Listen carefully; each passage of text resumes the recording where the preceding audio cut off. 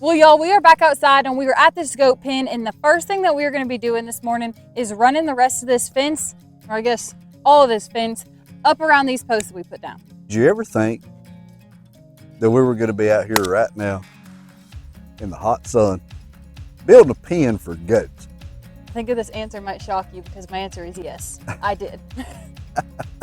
Like we said before, we hit the jackpot on some of this used fencing, so I'm super excited to get it put up and see what it's going to look like. We're going to start over by this gate and work our way around from there. So the first thing that we need to do is take this gate down, then we can start putting it up. So in the last video, we hung this gate up, but it was just for clearance purposes, just to make sure that we had the elevation right so the little fellas wouldn't be able to get up underneath the gate. Now that we've got that figured out and we're comfortable with it, it's time to start lashing this net wire on. Can't wait to see what it looks like. So we're going to be starting with the net wire on the post that the gate is closing against. Now the only reason that we're doing it that way is because when my brother took down this wire, he rolled it up in a specific manner.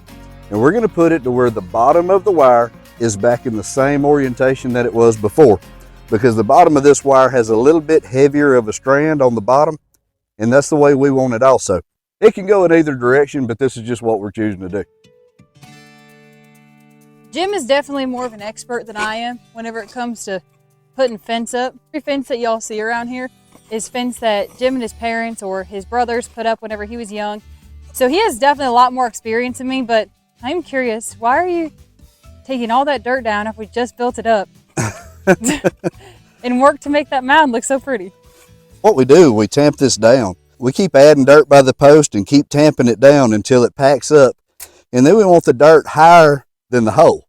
That way when it rains, the dirt's going to settle down. Then it'll be more even with the ground around it after it settles in, maybe a little high, because you don't want water sitting in there by your post. But the reason I'm taking it down now is because we only want this wire a couple inches off the ground, because this is goats. If your fence can hold water, is the right saying, isn't it? Then it can hold goats. That's what Mr. Henry over at Double M says. If you can build your goat pen to hold water, it'll hold goats. He sent us that 2 or 3 times now, and I paid attention close to that comment.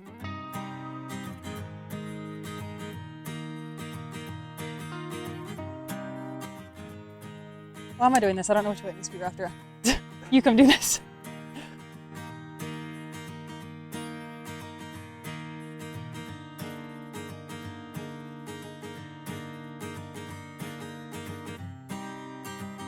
Every one of these loose ends needs to be wrapped around the existing 4x4 square that is near it.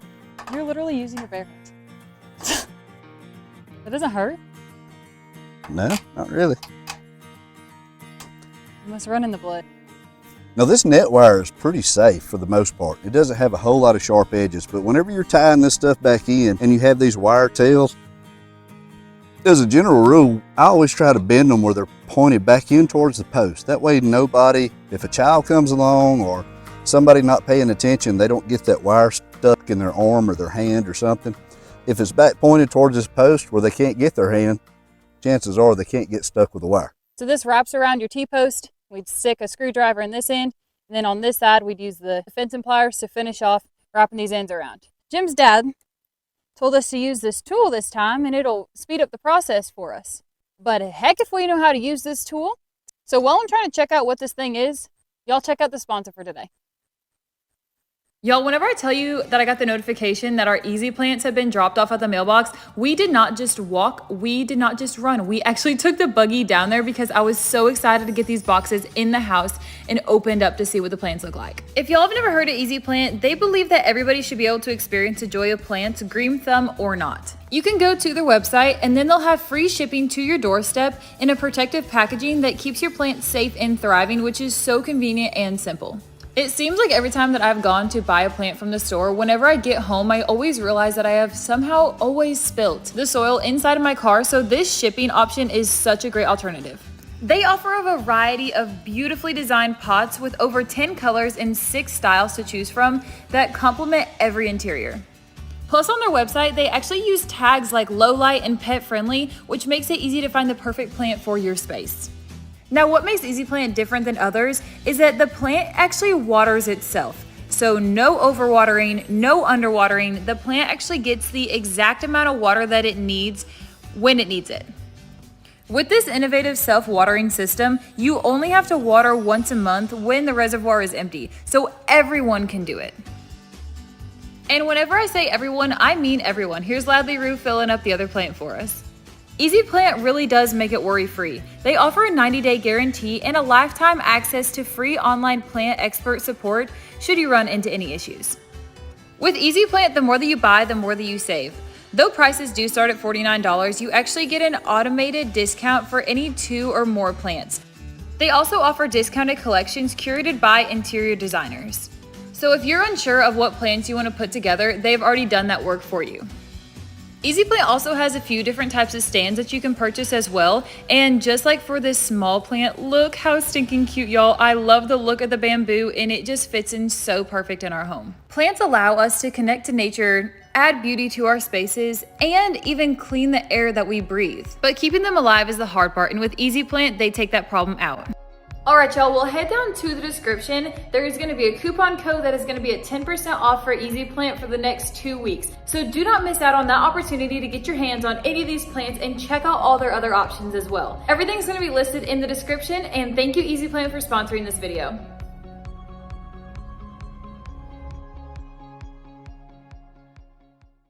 What was that party trick that your dad could do for the kids at the lumberyard? Take a handkerchief and put it in his hand and put a nail, a 16-penny nail, in between his fingers and put the head of the nail in the handkerchief in his hand and pop that nail to a piece of plywood. Like a lot of times. It wasn't just a fluke. I have personally never mastered that skill, but it would be a super cool party trick. I wish I'd learned how to do it. I wonder if he can still do it to today. I don't know. Wouldn't surprise me. We'll have to ask him. See if he'll do it for y'all. See if he'll do it for everybody. Maybe if enough people comment and ask him to give it a go, and try to run that nail through the plywood, he'll do it for us on camera. Hey, we could start a circus act. The human nail gun. We have to get a little of the slack out of this wire, and I don't think we're going to be able to do it by hand. So what I'm going to do is take this piece of iron bar and weave it in and out of these net wires. Once we get it weaved all the way through this mesh, and we'll hang a chain on the top and on the bottom and just pull a little tension on this wire. Let the machine help us without going to all the trouble of putting the fancy wire stretchers on and all that good stuff.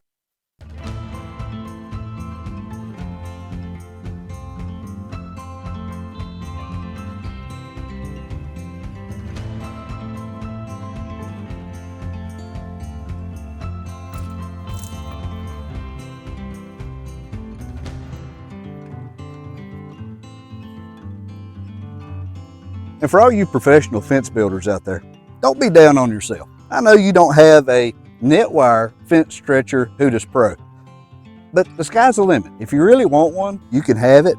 It doesn't take a whole lot of thought. You know, it's not very expensive. You know, it might not look as fancy as y'all's tools, but you know what?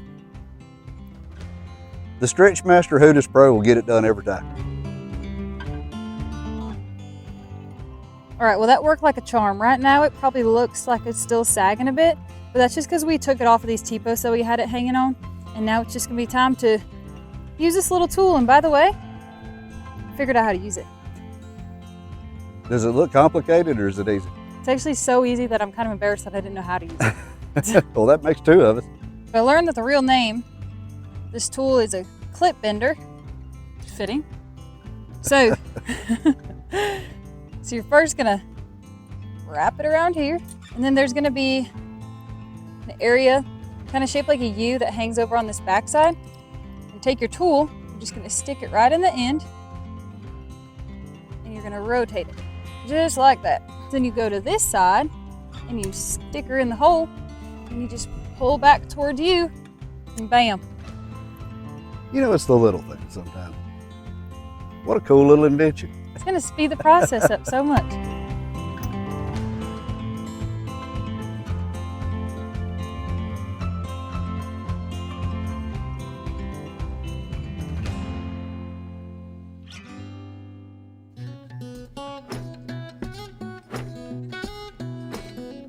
Right now we have 2 clips on each of the T-posts. Do you think we need to go back there and put one in the middle, or do you just kind of want to play the waiting game and see if it'll hold them or not? I think maybe on every other post at least. That'll keep the wire from wanting to kind of bow out in the middle. All right, y'all, so we have one side done and we've got 3 more to go. So all that we're gonna do is really run this wire down, put these little clips on, and keep on going. When you're dealing with this fencing, getting started is always the hardest part. Seems like whenever you get rolling, get things going your way, it goes pretty fast. Especially with an expert fence clip installer, getter doner. Nice and hot, we can sit in underwear. Tell me about the dreams you had last week, swimming all around with the fish in the sea. Come sit down with me in the rocking chair.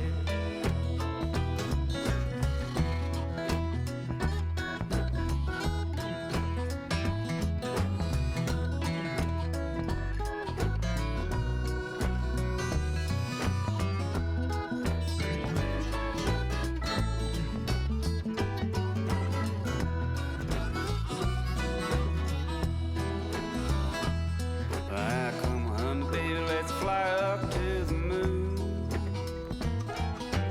We can get away for a couple of days or even just an afternoon. Baby looking up and we'll be looking down. We can wave to the people in our hometown now. Come on, baby, let's fly up to the moon. And I wanna take a ride in the wheelbarrow in your mind. Take me all around to the thinking places where you spend your time. There ain't no place I'd rather go. You're fun and little bitter and I love you so. And I wanna take a ride in the wheelbarrow in your mind.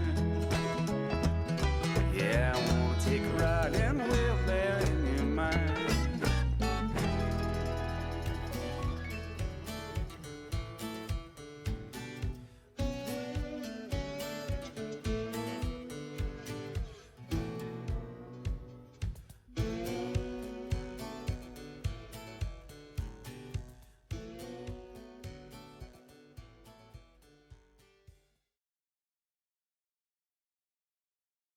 Okay. Well, y'all, as much as we'd like to be working on outside projects today, there's been something that took place here that has changed the course of our path for this week. Now, as you know, our channel is very positive. Even if something negative does happen, somehow we're always able to turn that into a positive because we believe that you can learn something from something that happens to you, whether if it's good or bad. We were faced with something yesterday that was extremely unexpected. Now, some of you may have zero interest in this at all, and before yesterday, it wasn't even really an issue for us. Now, we do want to advise y'all that there is going to be a sensitive topic in this discussion that we're going to have. We're not just going to flat out come out and say it. So, y'all, if you feel like at any point in our story that we're fixing to tell y'all, you need to click off, we definitely encourage y'all to do so. If you've been watching us for any amount of time at all, by now you're well aware that we are huge advocates for wildlife. We hold this area and the wildlife that lives here with a huge amount of respect. I was born and raised here, and every Cajun that's watching me right now, sitting here deliver this message, will know exactly what I'm talking about. It's a heart, it's a feeling that can't be described, and you can't put it into words. As y'all know, we are extremely rural here in Louisiana. We are in South Louisiana, way out here where we don't even have good phone service. So yesterday in the morning, I went to town to go run some errands, and a few miles down the road from our house, I came upon a baby fawn in the road, couldn't stand up. He was stumbling, trying to run across, and it really put me in a difficult situation because I know that you're supposed to leave them alone. The hard thing is living out here, you know people's animals. The home that I saw the fawn directly in front of is a home that has 7 dogs that I don't know if every single one of them is a hunting dog, but There's been time and time again that I have seen them sadly attack something on the road. Don't want to really get into too many details about this, but in other words, aggressive. Not a type of dog that you get out and throw a sandwich to kind of situation. Now, this was early in the morning, and like I said, the fawn was not able to get up and even have its legs underneath it right to be able to even cross the road fully, and I could actually see the dogs from the yard coming towards it. So I made it the ultimate decision to pick the fawn up and bring it back home to Jim. When Lydia came pulling up here and she got out of the car and she had this fawn in her hands, I knew that there had to be some kind of a delicate situation that happened, and I didn't know what was going on yet. Lydia brought it to me and she explained the situation to me. And like I just said, I was born and raised here. I have assisted or raised almost every wild creature in this area at one point or the other throughout the course of my life. And white-tailed deer is no different. I've done this several times, so I knew exactly what to do. This little deer could barely hold its head up. It was so weak. It was probably a couple days old, but you could tell that it had got little to no nourishment. So I don't know if the reason that the deer was in the road because it was looking for its mom that had abandoned it, or if maybe the mom got hit on the road. If the dogs might have killed the deer's mom. I don't really know at this point. So as you all know, we're goat farmers now. So on hand, we had a lamb bottle with a little small nipple that would be just perfect for this baby deer. So I mixed it up, some nutrition in a bottle, a couple ounces. I didn't want to give it too much. And it was obvious that this baby deer was starving to death. I mean, it usually takes a little while to get them to take a bottle. And as soon as he tasted it, he was just going after it. I mean, he finished it in no time flat. So I didn't want to give it too much at a time because I didn't want to make it sick. By the time that I got home in the afternoon, it was about 1 o'clock. Jim had already figured out that it was a little male and named him Dasher. And just between those few hours that I was gone, he was already standing up. Now, don't get me wrong, he was still wobbly-legged, but he was up. He was actually constantly trying to nurse, and he just wanted a bottle. You could tell that he was actually doing a really quick 180 in the time that we had him for just those few short hours, which gave us hope because we were hoping to just get him nourished back up, and maybe in just as short of a week time span, we can let him out that front door and he can run around with the other 6 deer that come in this pasture every single night. And y'all, the transformation that this little deer made, this is a short amount of time I'm talking about. I'm talking about from 7 in the morning to 1 in the afternoon. His eyes were bright. He was following us around in the house like he had lived here for years. If we would sit on the floor, he would come crawl in our lap. If we'd walk away from him, he would blade at us until we came back and picked him up. But by 6 o'clock that night, we already had a knock on our door, and honestly, to our surprise, it was the Louisiana Wildlife and Fishery. 2 officers showed up, and of course, we opened the door and said, well, y'all must be here for the deer. Not that it's of any relevance at all to the whole situation, but we had been turned in. Someone had called the Department of Wildlife and Fisheries in Baton Rouge and had the officers dispatched to our home. Now, they were more than willing to let us know who that was, and we already had a good idea. Now, at this point, myself and the 2 officers were standing on the front porch having a conversation. Now, these 2 gentlemen were extremely professional. They were very courteous and polite, and I returned the same favor. Now, it seems kind of odd to me that you're going down the road and there is a helpless creature that has 0 chance of survival. The most helpless creature in that situation that there could possibly be. And someone is willing to step out of their day-to-day activities, step in, take control, make sure that death does not occur to this perfect little creature, and give it a chance in a situation where it has no chance. As these 2 officers are talking to us, They're extremely cordial. Again, by the way, I'm thinking, well, you know what? A ticket's a ticket. It is what it is. They have to do their job. But whatever rehabilitation center that they send Dasher to, maybe we can find out where it is and be able to go visit him. Because I don't know how in the world you can get so attached to a creature so fast. But I'm telling you, that little fella swooped in here and he stole our hearts like nobody's business.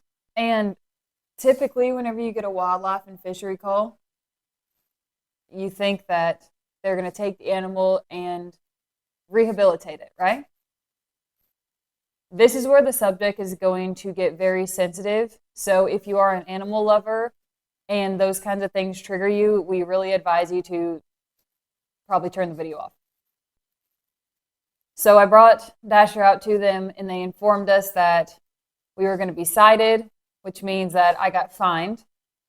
But we'll discuss that part in a second. But the part that really got me and Jim is that in the state of Louisiana, they do not rehabilitate deer. It is illegal in the state of Louisiana to rehabilitate deer, black bears, alligators, and wild turkeys. We asked specifically what they were going to be doing, and they said that they actually don't rehabilitate deer in the state of Louisiana, and informed us that at any point of a deer, adult, baby, any size, is turned in to game wardens, the wildlife and fishery of Louisiana, it is killed. It is terminated. And that is something that we both were unaware of. And it really, really hit home to us because we were doing the right thing. Now, I want to discuss the conversation that I had with one of the officers. I gave them exactly detail, word for word, what happened. So after he informed me of what was going to happen to Dasher, I told him, I said, so you're telling me that I should have let him be left in the road and let those dogs get him. He said that you have to let nature run its course. That road that Dasher was in is man-made. It was not left in the wild. I'm going to read y'all a quick paragraph off the Department of Wildlife and Fishery of what their rules are whenever it comes to a fawn. Louisiana Department of Wildlife and Fisheries remind public to leave fawns undisturbed. Unattended white-tailed deer fawns encountered in the wild should not be disturbed, according to the Louisiana Department of Wildlife and Fisheries deer program biologists. Another thing that I really want to point out to y'all is that they are talking about a white-tailed deer fawn encountered in the wild. Being on a public road, to us, is not the wild. That is what really hung us up and bothered us about this conversation. So we're clearly not the only ones that have ever had a pet deer in a sense. And they also informed us of that as well. They actually informed us that they had somebody that they had seen recently who had a collar on a deer and somebody had turned him in for having a pet deer. Well, because the deer never came inside their house and was strictly outdoors and it just slept in their yard, that they couldn't do anything about it. So I asked the officer, I said, so us being good people and not lying to you is essentially the reason that y'all are going to end up taking this deer. Because whenever they came up and knocked on the door, we could have easily went out our back door and let it go right there in the woods, 10 feet from the house. But instead, we hope that they would be able to help it and get it to a rehabilitation center, or even like Jim said, just get fined.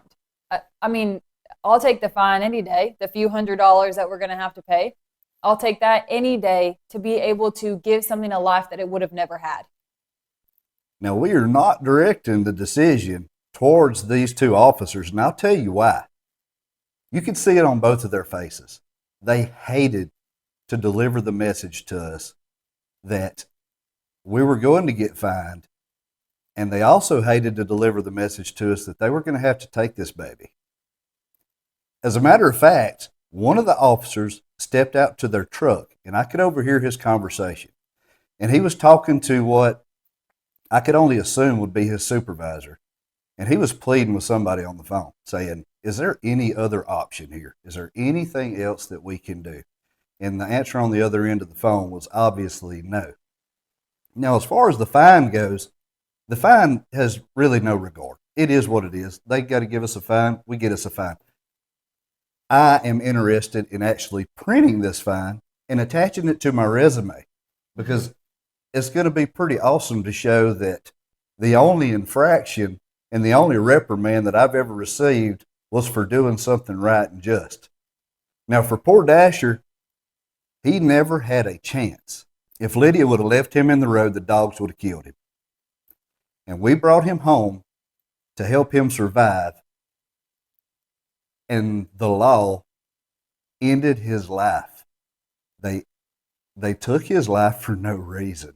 And that's what we're having such a hard time with. I pleaded with these officers. Is there any type of permit that I can buy? What do I have to do? What do I have to do to keep this animal from dying because it's senseless? He is healthy.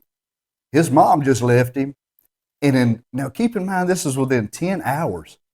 This thing turned around from near death to acting like a member of the family. It was so remarkable.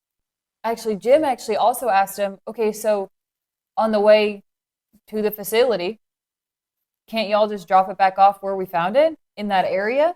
Because now he's 10 times stronger and in hopes that the mom would be there. We thought that maybe that would be an option as well, and it was not.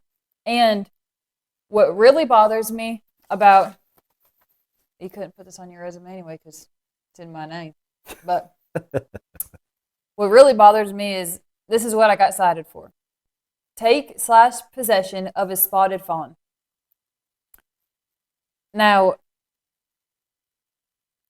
I don't really consider take and rescue the same thing, but the law is the law, and this is something that we both were very, very unaware of that Louisiana had in place. Now, our intentions here is to spread discontent or any kind of a lawless feeling, because here in this household, we definitely believe in law and order.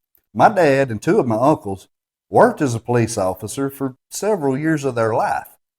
We definitely believe in the law. But when things don't make sense, it doesn't matter to us if it's law, if it's not law, whatever the case is, no gray area in right or wrong. So we had a delicate life that we gave a second chance, taken from us and euthanized just because it was a deer. If it was a donkey, nobody would have done that.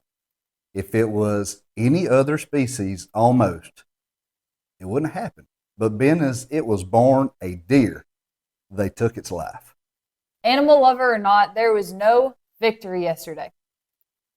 Like I said earlier, per Louisiana Wildlife and Fisheries, it is illegal to rehabilitate deer, black bears, alligators, and wild turkeys. We both firmly believe that deer should have never started or been on that list.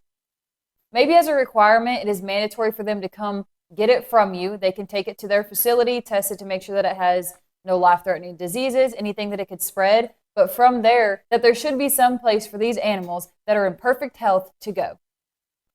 Or maybe the law should be as such to where it gives the opportunity to the officer that's actually going to the scene to leave somewhat at his or her discretion in the given situation like this one. Because I can see to where this law would be very, very useful. I can see where, people might go out and try to trap these or catch these babies and that kind of stuff. And that is definitely nothing that we would advocate, because the best place for a wild animal is in the wild. We know this is just a really unique situation, but the officers that responded, they had no opportunity to be able to make any discretion on their own, because it's a black and white, you got to do it this way by procedure. So we don't know what steps there's going to be to taking to try to make an impact on this law. We understand why there's black bears on this list, and we understand why there's alligators on this list. Absolutely. But also that's not on the list is venomous snakes that we have a lot of down here. So the fact that deer is on there is something that we are definitely going to be doing a lot of more research into. We are going to be making some phone calls and seeing what we can do. Any place that y'all have lived in for a certain amount of time, you see things migrate. You see this ecosystem change. Birds come in that you've never seen before, and they stay for years and years and repopulate in this area.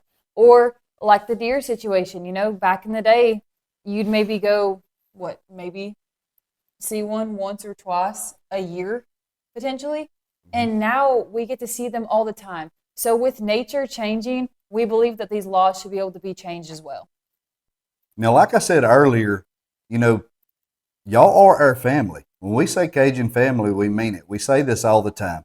We communicate to so many of y'all every week through either comments or emails, and we appreciate y'all so much. And that's one of the big reasons that we're sharing this with y'all. One thing is I really want to get your opinion from an unbiased situation. Are we overreacting to this situation? I mean, are we, just because maybe we're emotionally tied to it, we're missing something? I don't know. If y'all would, drop down in the comments and let us know y'all's thoughts. I mean, please, I know this is a sensitive topic, and we don't want any hate. We really don't. Hate is never going to be productive. What are your thoughts, though? Are we overreacting to this, or is this something that we really need to dig into and maybe go talk to these legislators? Maybe go talk to the Department of Wildlife and Fisheries. Maybe advocate and see what we can do about this. You know, laws are amended all the time, and it's because things come up and exist that hadn't previously come up or existed. And y'all let us know your thoughts on this. Is this something that we really need to dig into and devote some of our time and energy into making a change? Because right now, this household is heartbroken. I'm going to tell you right now, as a man, it was extremely hard for me to allow those two gentlemen to take Dasher and leave here with him yesterday. It took all I had, but I did it. And it's really hard sometimes to be good people, especially in a situation just like this, because we did the right thing by letting them know that we had the deer. We did the right thing by bringing the deer out to them. We did the right thing by telling the truth and telling them exactly what happened. And in this situation, being a good person bit us in the butt. You should never have to question and think, man, if I just would have told him one little white lie, he would still be here and he could actually be running out in that field potentially in the next 5 days with the other deer. Now, I do know that every state has a Department of Wildlife and Fishery. This is just the Louisiana. I have not looked into any other states. So if anybody has any information, please comment and send us an email. Our email is CajunCountryLiving@gmail.com. We would love to know y'all's feedback. And if you actually work in wildlife and fishery, we would love to hear your take. We'd love to get on a phone call with you. So please let us know. Please give us y'all's information, and hopefully we can make a change. And just to reiterate what Lydia said, you know, hindsight's always 20/20, and there was no reason for us to be untruthful to these people because we saved a creature from dying. We saved a helpless animal from dying. And apparently the old saying that no good deed goes unpunished. Well, we paid my hefty fine here and just really tried to do the right thing, and sometimes it just doesn't work out. So y'all, I know that we typically don't get into anything dreary on our channel, but we thought that this was something extremely important that we wanted to share with y'all. We hope that this encourages y'all to maybe become rehabilitators in your state. Look into your state and see what you have to do to become a rehabilitator. Maybe your state does offer it for deer, or maybe it doesn't. But in the future, if you have squirrels or other wildlife, maybe you could help an innocent creature grow up to the point that it can be released back into the wild. You know, one thing that we seldom do on this channel is ask any of you to share a video. It's typically not what we do. We might ask you to, you know, comment and let us know what you think about the video and like it. It always helps us. You know, anything that's gonna make our channel more healthy, we always ask for that. But seldom do we ask to share one of our videos, and that's exactly what I'm doing today. If you don't normally do it, would you please do it for this one? would you share this video?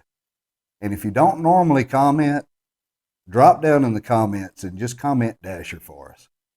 And who knows, somebody out there that's powerful enough to actually make a decision and make a change on something like that, maybe by sharing this video around, they'll actually be able to sit down and watch it and see all the support behind it and try to make a change for some of these things. Let's take away some of this black and white and add a little gray whenever it's possible. So Cajun family, I know that this is not typically something that we sit here and do, but we appreciate y'all listening and thank y'all for taking the time to hear our side of this situation.